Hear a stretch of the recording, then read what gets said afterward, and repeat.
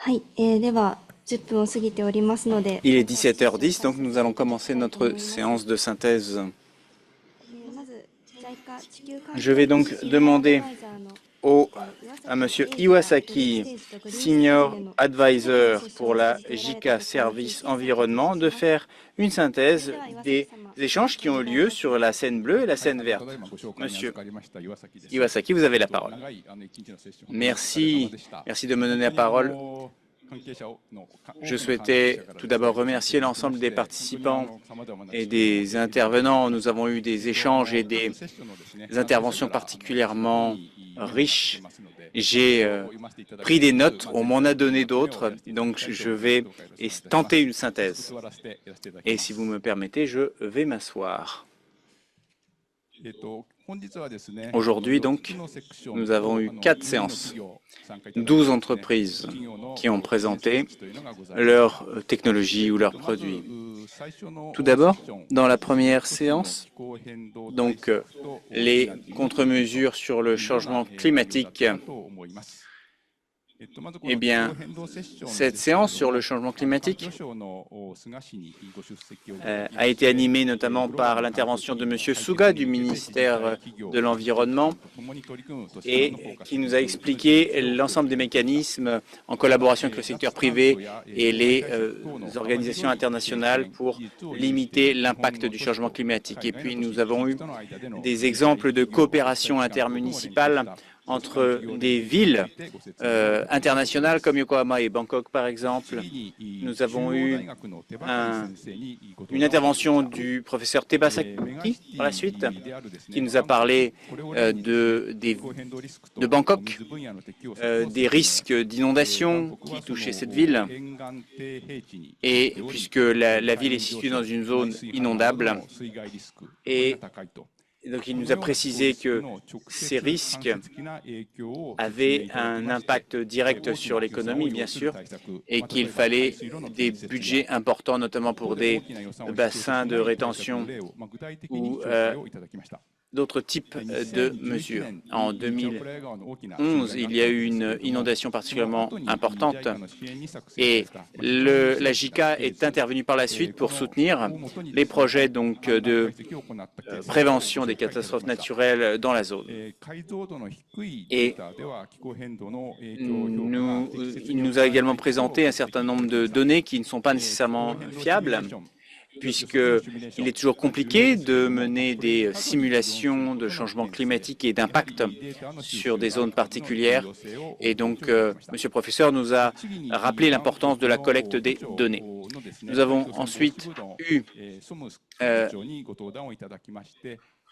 Madame Sermsuk, qui est intervenue et pour nous parler donc de la ville de Bangkok et qui nous a précisé que sous le leadership fort du gouverneur de Bangkok, de très nombreuses initiatives avaient été mises en œuvre pour lutter contre le changement climatique.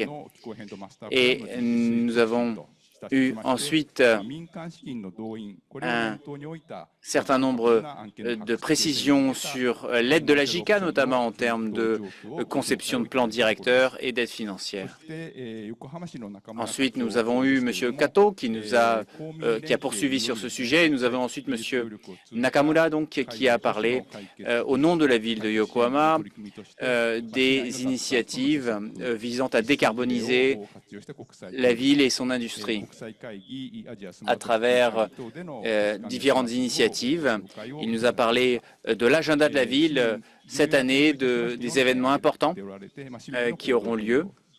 Il nous a dit que la sensibilisation des acteurs privés, des résidents, mais aussi un certain nombre d'initiatives pour 2030 et une feuille de route sur 2050 qui vise la neutralité carbone était vraiment la vision portée par le maire. Et nous avons eu donc également un certain nombre de présentations par la suite sur les équipes donc, de coopération en termes du secteur privé et public au sein de la ville de Yokohama pour faire avancer et apprendre les unes des autres. Parce que M. Nakamura nous a précisé qu'au cœur de ces processus de coopération intermunicipale, il y avait l'apprentissage mutuel. M. Tebakari, le professeur Tebakari, nous a parlé ensuite dans ses commentaires qu'il était vraiment important de créer du sens aux collaborations et de s'adapter à chaque municipalité. Que le réseau intermunicipal soit multi-acteurs. Ensuite, Mme Sermsouk de la ville de Bangkok nous a parlé d'un certain nombre d'initiatives visant à limiter les consommations électriques et nous a parlé des restrictions budgétaires, mais aussi des coopérations avec l'IFC afin donc d'avancer sur un certain nombre de ces éléments. Et on nous a précisé aussi l'importance d'avoir des homologues qui avaient le même type de pensée. Monsieur Nakamura, donc de la ville de Yokohama, nous a parlé notamment du district de Minato Mirai, donc qui est un district pilote au sein de la ville, qui souhaite se décarboner et devenir net neutre carbone en 2030 et devenir le projet pilote pour l'ensemble des autres zones de la ville de Yokohama, notamment à travers l'intégration d'un nouveau système d'air conditionné utilisant des énergies renouvelables. Il nous a parlé également de la coopération entre Yokohama et Bangkok et que la ville de Yokohama souhaitait diversifier ses collaborations avec d'autres villes en intégrant le secteur privé.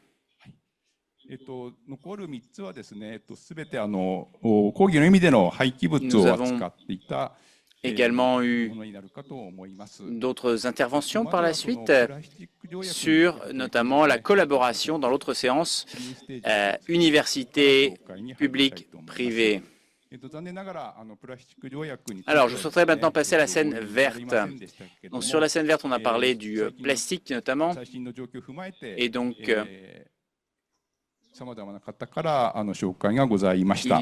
on a parlé des traités liés au plastique. On a parlé de l'UNEP. L'UNEP donc nous a fait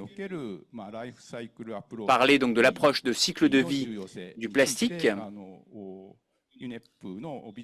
Donc le PNUE, et donc ils ont une vision particulière de cycle de vie du plastique qui vise à l'intégrer dans une économie circulaire. Puis nous avons eu une intervention de l'ADB sur la conservation des plastiques et sur une innovation d'entreposage particulière. Ensuite, l'ADB nous a aussi parlé de la situation d'avancement de ce projet, donc la Banque de développement asiatique nous en a parlé. Puis, nous avons eu l'intervention de l'université de Kyushu et des projets scientifiques menés par le professeur Isobe sur les coraux. Depuis 2020, le professeur Isobe travaille en Asie du Sud-Est sur l'impact du plastique sur les coraux. Et il nous a parlé des décharges sur Terre et de la façon dont les microplastiques se répandaient à partir de ces décharges dans les nappes phréatiques et l'environnement marin. Puis, nous avons eu également l'intervention de M. Tsukiji, expert de la JICA qui est envoyé en Thaïlande et qui nous a parlé des déchets marins et de la façon dont ils devaient être traités. Puis, on nous a parlé de l'ODD numéro 12 sur l'initiative au Tonga et au Sri Lanka. Et c'était une séance particulièrement dense, puisqu'il y avait beaucoup d'intervenants. Sur l'Indonésie aussi, nous avons eu des exemples de cas de gestion des déchets. Donc, M. Hayashi nous a fait une présentation particulièrement utile. Et puis, nous avons également eu un certain nombre d'apports sur le tri des plastiques et l'importance et l'utilisation des outils numériques pour ce faire, notamment grâce à l'IGES. Et donc, l'importance de la transparence dans les transactions liées aux déchets plastiques a également été mise en avant. Dans cette séance, on a eu beaucoup de partage de bonnes pratiques. Par exemple, au Bangladesh, à Dhaka, qui a déjà une expérience de 20 ans de collaboration avec la JICA. Donc, on a vu qu'il y a eu un certain nombre d'impacts très positifs dans la réduction des plastiques. On a parlé aussi du système GPRISM, qui permettait donc de gérer les plastiques des boissons, et grâce à la révolution technologique apportée par une entreprise du secteur privé, on a pu donc traiter ces déchets de façon bien plus efficiente. Nous avons également eu une intervention sur le Sri Lanka, par le Sri Lanka, donc, qui nous a parlé des décharges et des équipements de collecte, notamment de pellets de polyester, afin de recycler ces éléments dans le cadre donc de l'économie circulaire. Et à la fin de cette séance, nous avons eu donc une intervention qui précisait que pour résoudre le problème du plastique, il ne fallait pas traiter le problème en aval, mais en amont, dès la conception, dès la production du plastique, pour intégrer évidemment son traitement dans le cycle de vie du produit. Je passe maintenant à la troisième séance sur l'économie circulaire.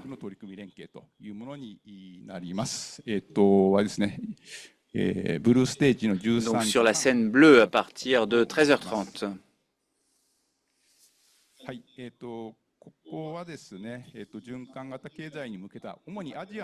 Donc ça, c'était une séance qui était principalement concentrée sur l'Asie. Tout d'abord, nous avons eu une intervention du ministère de l'Environnement japonais, puis M. Kojima, du Centre interdisciplinaire du JETRO, nous a parlé également des initiatives portées par le Japon. Puis, dans la table ronde, nous avons eu la Thaïlande, les Philippines et le Vietnam, et une entreprise privée du Japon, et le professeur Kojima qui ont pu échanger.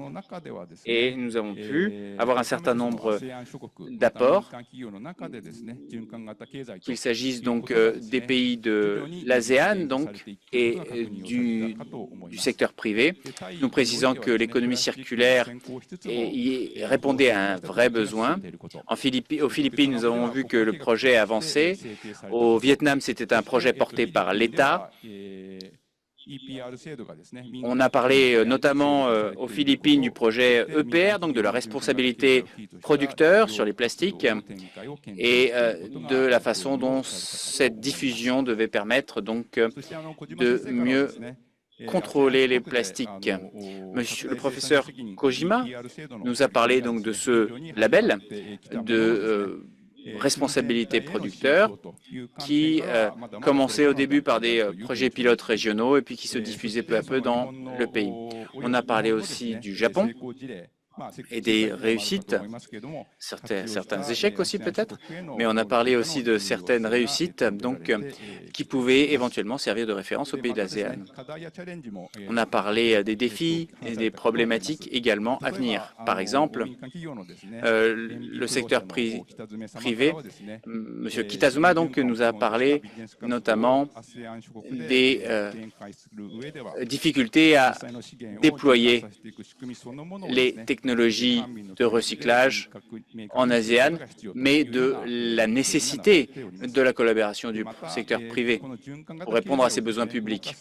Et on a eu des remarques aussi qui nous ont précisé que pour faire avancer le concept d'économie circulaire, il fallait aussi des financements. Et Madame Suritora, donc, qui est une chercheuse en Thaïlande, nous a parlé également donc, des recherches sur les politiques publiques et juridiques sur la mise en œuvre donc, de l'économie circulaire et de l'importance de la sensibilisation et du plaidoyer récurrent auprès des acteurs du secteur. On a aussi parlé de l'importance de la collaboration publique-privée-université et que cette collaboration était essentielle pour intégrer l'économie circulaire dans un cycle de croissance pour l'ensemble des pays. Nous avons bien évidemment parlé de l'importance des habitants et de leur sensibilisation aux problèmes. On a parlé aussi des enjeux, notamment des changements au niveau de l'environnement international et des financements limités qui devaient être utilisés au mieux. Enfin, dans la dernière séance, on a parlé de la gestion des déchets pour la TICAD 9. Ici, on a beaucoup parlé de la TICAD 9 qui devrait être organisée cet été au Japon et des problèmes ou des problématiques de la gestion de déchets en Afrique. Notamment, nous avons eu deux exemples de cas particuliers au Soudan et au Sud-Soudan. Nous avons également une intervention de UN Habitat qui nous a parler donc du projet ACCP et des exemples de Lagos et de Mombasa en termes de collecte de déchets. On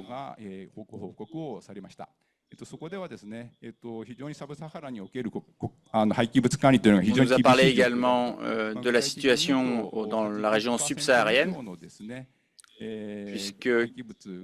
qui était complexe puisque 80% des déchets ne sont pas collectés dans cette zone. Et une des raisons principales est que les capacités, notamment les financements, sont limités dans ces zones. Voilà les analyses que nous avons pu entendre. Nous avons ensuite eu une intervention du programme d'aide et de financement de l'Union européenne par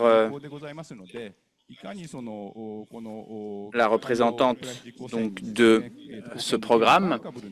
On nous a parlé de la sélection des projets par ce fonds d'assistance, notamment des financements minimums, parce qu'il fallait un volume minimum pour pouvoir obtenir des résultats. Et puis, on nous a parlé de la gestion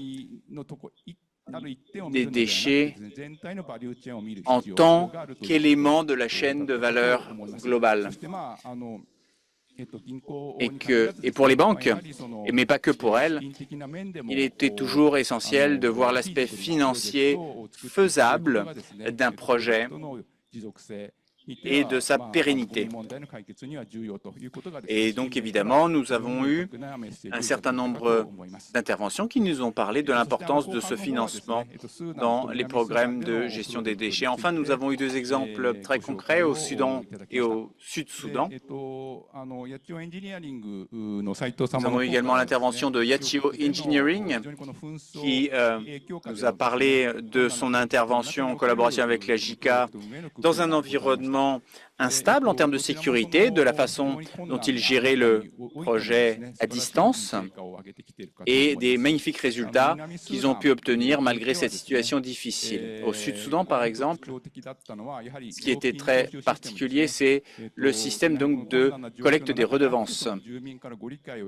Et donc, puisque c'était un système qui intégrait vraiment les habitants, qui créait leur confiance, qui leur demandait leur avis avant de percevoir la redevance. Et ça, évidemment, c'est essentiel puisque nous avons pu voir que la redevance payée pour financer le système de gestion des déchets faisait partie des éléments de base de la pérennité de ces systèmes. Et donc, on a vu voir que le montant de la redevance permettait d'avoir un niveau de qualité important et que le pourcentage de collecte était passé de 13 à 36% et qu'on continuait à augmenter. Donc, le Soudan est dans une situation, continue à être dans une situation très difficile, mais le projet de gestion des déchets continue à avancer. Et aussi pour le Soudan, nous avons eu un certain nombre d'éléments particulièrement encourageants. Donc 93% notamment de collecte des redevances sur la collecte des déchets. Et, nous sommes pour l'instant à 18% de collecte de déchets en tant que tel, mais l'objectif est ambitieux par la suite. Et donc on voit qu'il y avait des points particuliers sur la façon dont on utilisait au mieux les relations humaines et dans ce projet. Et la JICA travaille depuis très longtemps sur ce type de projet et donc c'est en bénéficiant du savoir-faire de la JICA, mais en même temps en adaptant ce savoir-faire au pays que ces projets ont du succès. Voici donc, de façon très brève, la synthèse de ces 4 séances. Ensuite, nous avons eu 12 interventions d'entreprises privées qui nous ont présenté leur technologie et leur business. Ça a été particulièrement intéressant.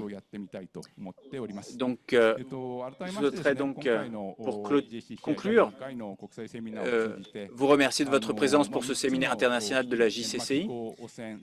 Donc, nous avons traité donc, des 3 crises, de la pollution, biodiversité et réchauffement climatique. Et c'est au niveau de la planète, on voit que plus de 50% des habitants vivent déjà en zone urbaine et que 80% des déchets viennent des zones urbaines. Donc ces données nous montrent l'importance de cette problématique en termes urbains et en termes de production de déchets. En outre, cette problématique de niveau planétaire est aussi une problématique au niveau individuel, puisque les déchets créent de la pollution, contribuent à détériorer l'environnement de vie de la plupart des habitants. Et donc, c'est un besoin urgent pour l'ensemble des habitants en milieu urbain dans toute la planète. Mais le temps et les ressources manquent pour gérer ce problème. Donc comment optimiser, comment rendre plus efficient l'utilisation de ce temps et de ces ressources? C'est vraiment une question de savoir-faire, une question de sagesse, une question de savoir.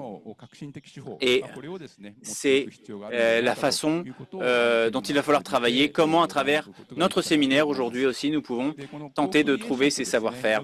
Et la JICA qui met en avant le principe de co-création avec l'ensemble de ses partenaires pense que c'est vraiment le cœur du succès à l'avenir. Donc il y a plusieurs points à la co-création. Tout d'abord, la co-création doit se faire de façon transversale avec la collaboration du secteur privé, public et des universités. Par exemple, le ministère de l'Environnement japonais travaille à des programmes de décarbonation au niveau régional avec la collaboration du secteur privé, public et des universités. Et pour créer une société circulaire, nous avons besoin de l'ensemble des forces du pays. Ensuite, deuxième point, la co-création implique une approche aussi transsectorielle.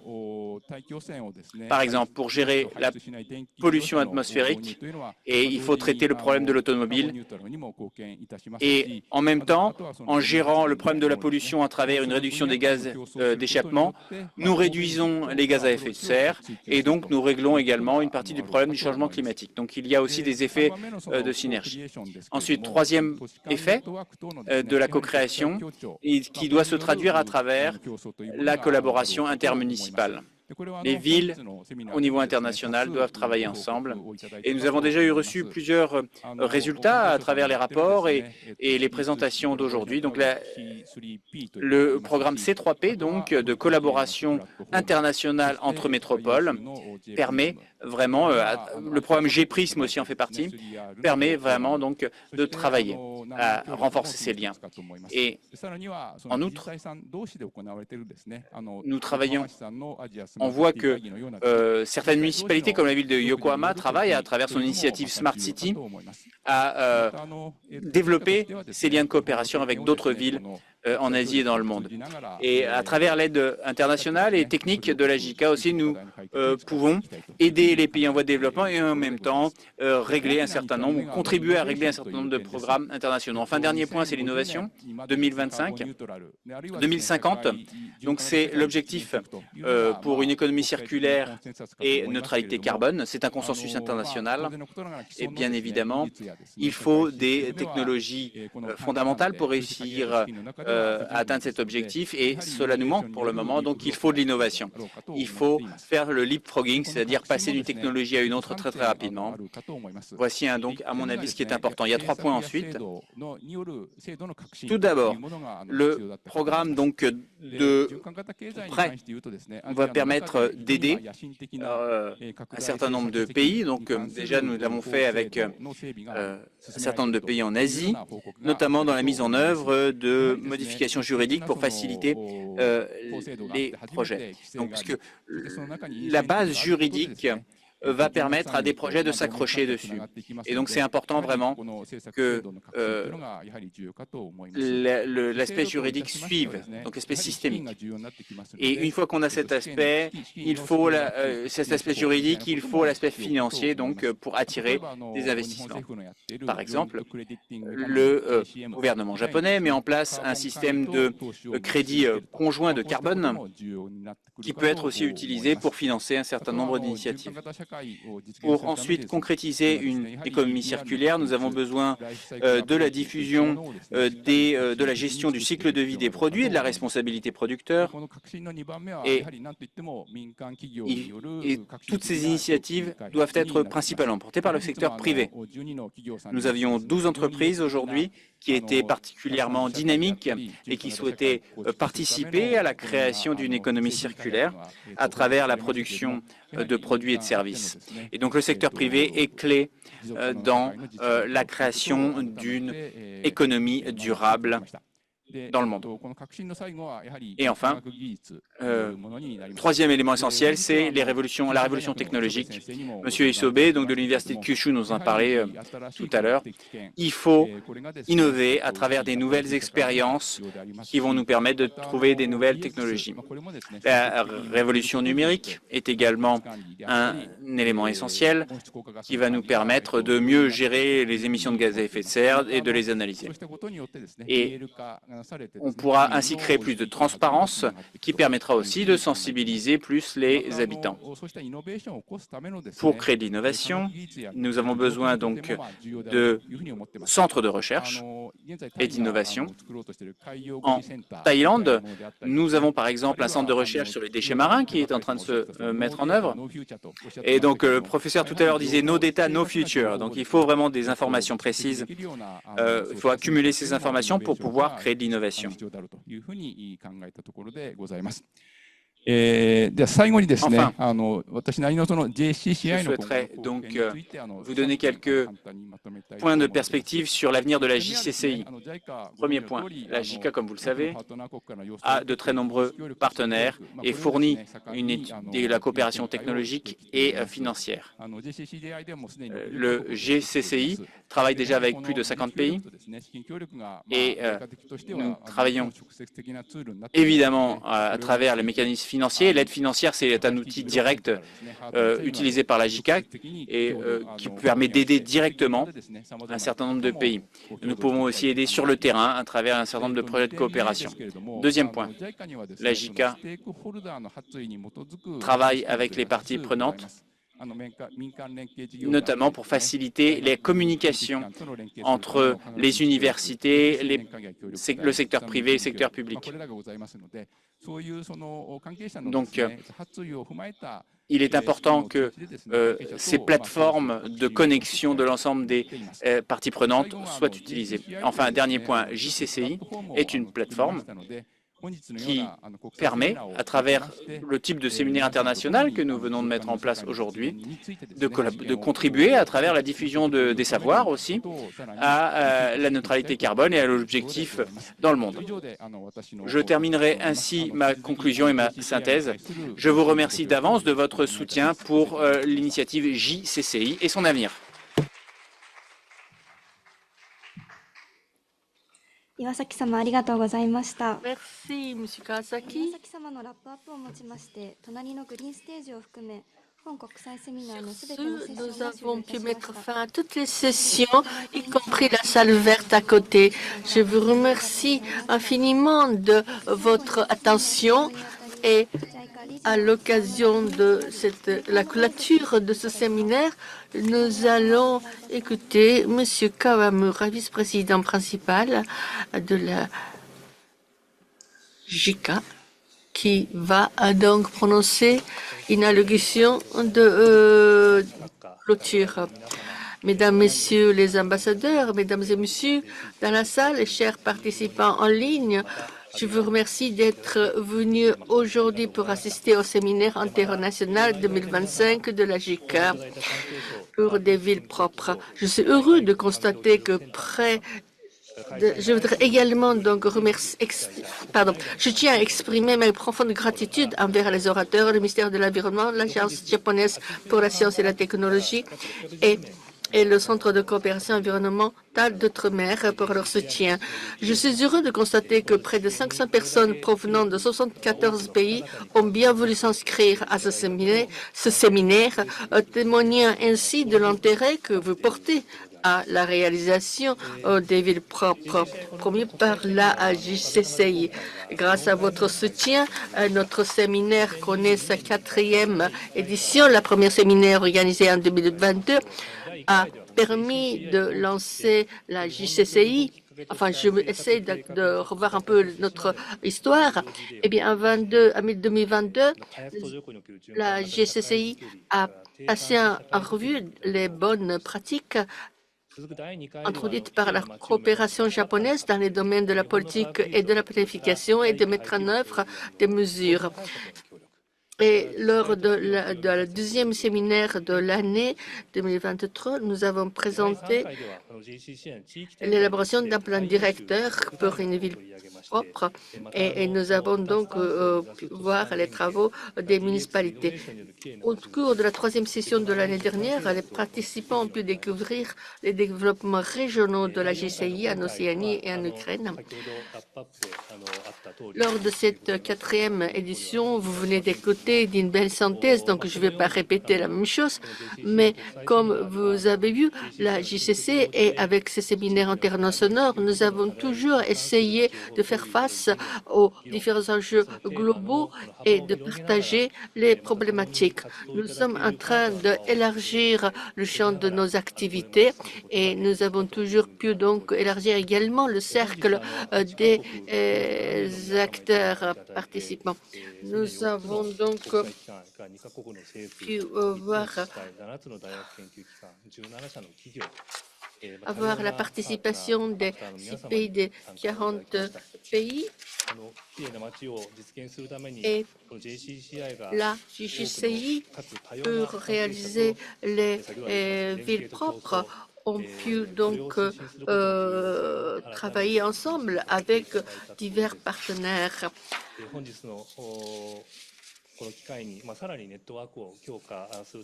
Afin de renforcer encore notre réseau, puisque nous avons prévu un événement social après ce séminaire. J'espère que vous allez participer également à ce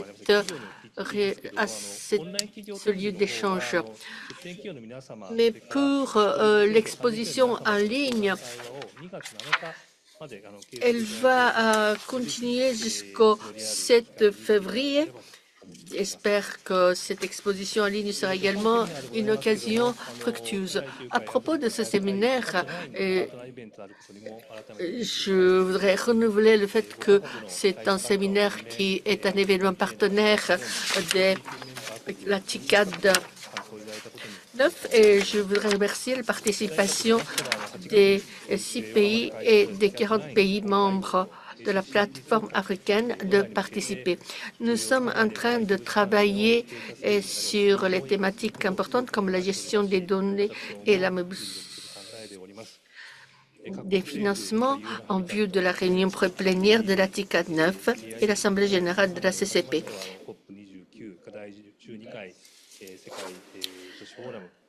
Et je voudrais remercier les gouvernements et les représentants d'ONU Habitat et de la Banque asiatique de développement et de Banque européenne de développement pour leur coopération qui continue toujours depuis la COP 29 et le Forum urbain mondial. 3 ans après son lancement, notre programme GCCI a bénéficié à environ 350 millions de personnes dans 44 pays et des progrès constants sont réalisés pour atteindre l'objectif d'aménager des villes propres pour 500 millions de personnes dans 50 pays.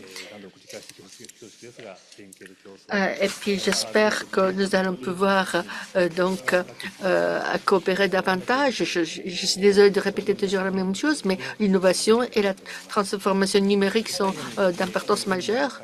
J'espère que nous allons pouvoir coopérer avec vous. Pour terminer, je voudrais conclure en exprimant l'espoir que ce séminaire sera l'occasion de renforcer les efforts de la coopération de la GCCI avec vous. Et je vous promets que je m'engage à vous dire que la JICA continuera à travailler avec des partenaires dans le monde entier comme le Japon pour réaliser des villes propres dans des pays en développement. Je vous remercie de votre attention. Merci, M. Kawamura. Sur ce, nous allons donc mettre fin à ce séminaire international de l'initiative pour une ville propre de la JICA. Comme vous venez d'écouter, l'exposition en ligne des entreprises se tiendra sur le site web de la plateforme jusqu'au 7 février. Nous y présentons les technologies du Japon, donc alors n'hésitez pas à les consulter. Les documents seront également publiés sur ce site et les vidéos seront également publiées après l'éditation. Je vous informerai lorsque ce sera publié. Nous allons donc organiser la réunion d'échange au 3e niveau et nous avons préparé des boissons et des collations et des boissons vous seront disponibles. Donc si vous avez un peu de temps, nous serons heureux de que vous nous rejoigniez. Alors, le lieu de cet événement social est au restaurant Midori. Et ce restaurant est situé au 3e niveau, donc il faut monter un étage au plus haut pour aller au niveau de la réception et puis prendre l'escalator à droite. Et lorsque vous montez l'escalier, vous trouverez l'escalateur, vous trouverez ce restaurant. Veuillez remettre le récepteur d'intervention à la réception lorsque vous quittez la salle si vous n'allez pas à la réunion d'échange. Mais si vous avez participé à cet événement social, vous pouvez garder le badge d'identité pour aller dans cette salle d'échange. Mais si vous ne participez pas, nous vous prions de le retourner à l'accueil. Merci beaucoup de votre participation et de votre attention.